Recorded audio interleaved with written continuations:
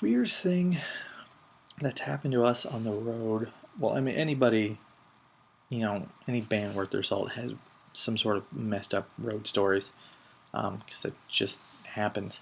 Um, I think one of the weirdest ones I can think of off the top of my head, because I still just don't really know what was going on. Was back when we were still first starting out, and we were playing a gig in Detroit, and it was already kind of a weird trip because if you've never been to Detroit, um, it is really difficult trying to find your way around there because they've got those kinds of street signs where they're not really like on the edges of the streets to show like this is this particular street. They kind of just hang in the middle of the road. So, and they don't really seem to connect. Like you'll be on 3rd Street and all of a sudden you're on like 52nd Street, and it's really confusing. So we got in like really late at night, and we drove around for probably like an hour and a half trying to find the motel that we were supposed to be staying at because we were just so lost, and at that point we were so sleep deprivated, and we were at that point where like everything was hilarious. So it already started off good. But then like the next day we were in the motel, and it wasn't like a total rundown Fleabag motel or anything. It was decent enough. It was like across from a Bennigan's, but I mean it wasn't amazing, but it was it was better than like a Motel 6. But it was kind of on par. It wasn't like a Holiday Inn or something. It was whatever. Um, and at the time we just were getting one room, and if it had multiple beds or whatever, like we would put like one person in each bed, and then 2 other guys would crash on the floor or something. We would carry like sleeping bags and stuff around with us while we were on the road, and that's what we were doing. We had a room that had like 2 beds, and 2 guys slept in each bed, and then 2 guys slept on the floor. And it was the afternoon before the show, and it was pretty nice out, so we just had the door open rather than turning on the air conditioning. So we had the door of the room open, and we're just sitting in there watching TV. And this is probably like 2, 3 in the afternoon. And all of a sudden, some guy just like comes walking into the room. Not like a guy that works there, not some guy that we know or we're affiliated with in any way. Just some guy. And he just comes walking in, and we're all kind of looking at each other like, who's this guy?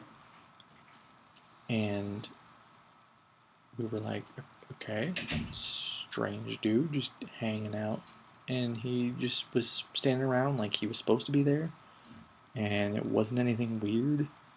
It didn't seem strange to him. He was just standing in our room. And we were like, hey. And he's like, oh, hey, how's it going, guys? And we're like, can we help you? No, And we're kind of just looking around at each other. And then after a couple of minutes, he was like, all right. And then he left. We were like, all right, that was weird. And then like 10 minutes later, another guy comes just like walking in. And this guy is in like a suit, like he just got off work. And he's got like his tie undone. And he just looks way too happy to be there. And he's just standing in the doorway like, how's it going? We're like, why is there another dude that we don't know just hanging out in our room? Like, we don't have a sign out there saying, you can just come on in. And I personally don't make it a habit to just walk into open, hotel rooms. And we were like, the hell is going on? And he was like trying to make idle chit chat, and we're all kind of just staring at him like, who are you and what do you want? And after about 2 or 3 minutes, he was finally like, well, I guess I'm in the wrong place. And then he left. Didn't like go try and walk down the hall to like go to any of the other rooms or anything. He just got in his car and left. So we're like, okay, well that's The second time that's happened, and that's weird. Just shut the door. So we shut the door, and then like a few minutes later, someone's knocking on the door.